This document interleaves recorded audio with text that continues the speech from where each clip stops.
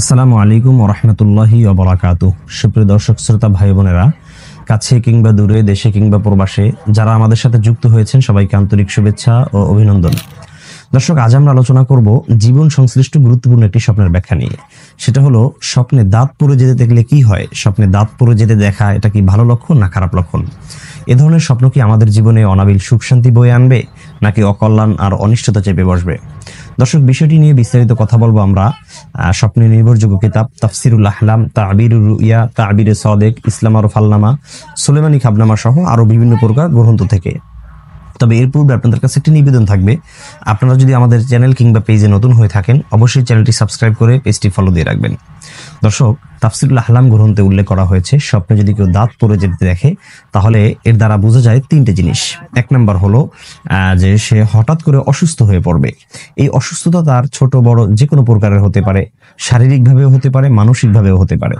তাহলে আমরা জানতে পারলাম যে স্বপ্নে দাঁত পড়ে যেতে দেখার একটা ব্যাখ্যা হলো যে সে অসুস্থ হয়ে যাবে। দ্বিতীয় নম্বর ব্যাখ্যা হলো যে তার উপরে কোনো বিপদ চেপে বসবে। এই বিপদটা ছোটখাটো হতে পারে, বড় ধরনের হতে পারে, অ্যাক্সিডেন্ট টাইপের হতে পারে। যেমন আমরা অনেক সময় দেখি যে নামাজ আদায়ের জন্য যাচ্ছে, হঠাৎ করে তার পায়ে আঘাত লেগেছে, অথবা একটা গাড়ি অ্যাক্সিডেন্ট করেছে, সড়ক দুর্ঘটনা হতে পারে, বড় ধরনের অ্যাক্সিডেন্ট হতে পারে, বিদ্যুতের শক খেতে পারে, পানির ভিতরে পড়ে যেতে পারে। যে কোনো ভাবে সে কিন্তু একটা দুর্ঘটনায় পড়তে পারে বা বিপদে পড়তে পারে, অ্যাক্সিডেন্ট হতে পারে, এমন কিছু বোঝা যায়। তৃতীয় নাম্বার হলো যে স্বপ্নে দাঁত পড়ে যেতে দেখার দ্বারা বোঝা যায় যদি সে বার্ধক্যে উপনীত হয়ে থাকে বা তার বড় ধরনের কোনো ব্যাধি থাকে, অসুস্থতা থাকে, তখন সে মানুষের ক্ষেত্রে প্রযোজ্য হলো যে তার আয়ু কমে গেছে, হায়াত শেষ হয়ে গেছে। আল্লাহ তাআলা হয়তোবা তার কাছে ডেকে নিবেন, সেজন্য তাকে আগাম বার্তা দিয়ে তাকে সতর্ক করা হচ্ছে যে তোমার যদি কোনো ওসিয়াত করা লাগে সেই ওসিয়াতগুলো করে নাও। তোমার যদি কোনো কারোর সাথে মুআমালা লেনদেন থাকে তাহলে সেগুলো তুমি পূর্ণ করে নাও। কারো হক যদি তোমার কাছে থাকে সেগুলো তার কাছে পৌঁছে দাও। এভাবে তাকে সতর্ক করা হতে পারে দাঁত পড়ে যেতে দেখার মাধ্যমে। এজন্য স্বপ্নে যারা দাঁত পড়ে যেতে দেখেছেন, এটা ভালো দিকও আছে, খারাপ দিকও আছে। তবে ভালো দিক এমন যে স্বপ্নে যদি কেউ দেখে যে সে দাঁত ব্রাশ করছে, দাঁত পরিষ্কার পরিচ্ছন্ন, দাঁত অত্যন্ত মজবুত, সেগুলো খুব ভালো দিক। কিন্তু দাঁত পড়ে যেতে দেখলে সরাসরি, তাহলে সেটা কিন্তু এই তিনটা ব্যাখ্যার যে কোনো একটা ব্যাখ্যার দিকে যেতে পারে। এজন্য অনেক ভাইরা দেখেন যে স্বপ্নে দাঁত পড়ে যেতে দেখে ইউটিউবে সার্চ করেন, বিভিন্ন আলোচকদের মুখ থেকে বিভিন্ন কথা শুনে আপনারা বিচলিত হয়ে যান, আতঙ্কিত হয়ে যান। মূল বিষয়টা বলি, স্বপ্নের ব্যাখ্যা কখনো আপনারা যার তার কাছ থেকে জানতে যাবেন না।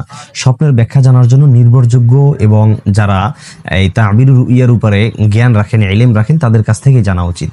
এজন্য আমার বড্ড ভালো লাগে মোহতারাম শেখ আহমদুল্লাহ হাফিজাহুল্লাহকে। তিনি খুব চমৎকার বলেন, তার কাছে বিভিন্ন মাহফিলে প্রশ্ন লিখিতভাবে পাঠানো হয় যে হুজুর স্বপ্নে এটা দেখেছি, স্বপ্নে নামাজ পড়তে দেখেছি, দাঁত পড়ে যেতে দেখেছি, চুল পেকে গেছে দেখেছি, নানা রকম স্বপ্নের কথা তাকে বলা হলে তিনি বলেন, ভাই স্বপ্নের ব্যাপারে আমার ইলম নাই, স্বপ্নের ব্যাপারে আমি জানি না, যারা বিশেষজ্ঞ আছেন তাদের কাছে যান। তো খুব দেখেন, বাংলাদেশের ভিতরে একজন টপ লেভেলের স্কলার কিন্তু শেখ আহমদুল্লাহ।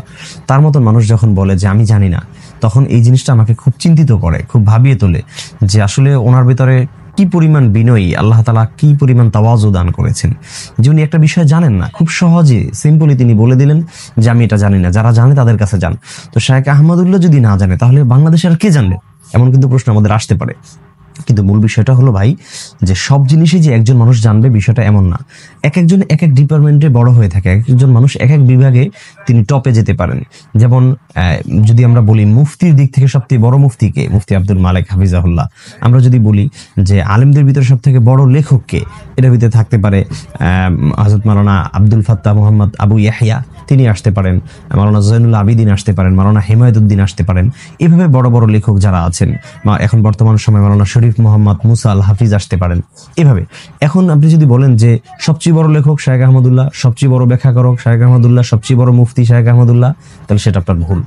এজন্য যার তার কাছ থেকে আপনারা ব্যাখ্যা জানতেও চাবেন না, এবং কখনো জানতে চাইলে যারা ব্যাখ্যা করেন তাদের কাছেও আমার একটি বার্তা থাকবে যে আপনারা যে বিষয়ে আপনারা ইলম নাই সেটা বলে দিবেন যে ভাই আমি এটা জানি না। যেমন আমি এই বিষয়ের উপরে দীর্ঘ গবেষণা করেছি, আলহামদুলিল্লাহ এখনো করে যাচ্ছি। প্রতিনিয়ত আমি স্বপ্নের বিষয়ে লেখাপড়া করি, কারণ আমি জানি যে বাংলাদেশে সুপ্রতিষ্ঠিত এবং সুপ্রসিদ্ধ এরকম কোনো আলেম নাই যিনি স্বপ্নের ব্যাখ্যা করতে অভ্যস্ত এবং তিনি এই জ্ঞানটা, এই ইলমটা অর্জন করেছেন। এই ধরনের কোনো কাউকে আমি চিনি না। সেজন্য আমি চাই যে আমার মাধ্যমে মানুষ যাতে এই বিষয়ের সমাধানটা পেতে পারে। বড় মুফতি মাসালা জানার জন্য এরকম বড় আলেম বাংলাদেশে অভাব নেই। সেজন্য আমি এই বিষয়টাকে একটু বেছে নিয়ে চেষ্টা করে যাচ্ছি যে প্রতিনিয়ত ইলম অর্জন করতে এবং সে বিষয়ে মানুষকে সমাধান দিতে। দর্শক, আপনারা যদি নির্দিষ্ট কোনো বিষয়ে সমাধান জানতে চান, অবশ্যই ডিসক্রিপশন বক্স থেকে আমার পেজের লিঙ্ক নিয়ে সেখানে মেসেজ করবেন। ইনশাআল্লাহ পেজে যারা মেসেজ করে প্রত্যেকটা মেসেজের উত্তর আমি সহজে প্রদান করে থাকি।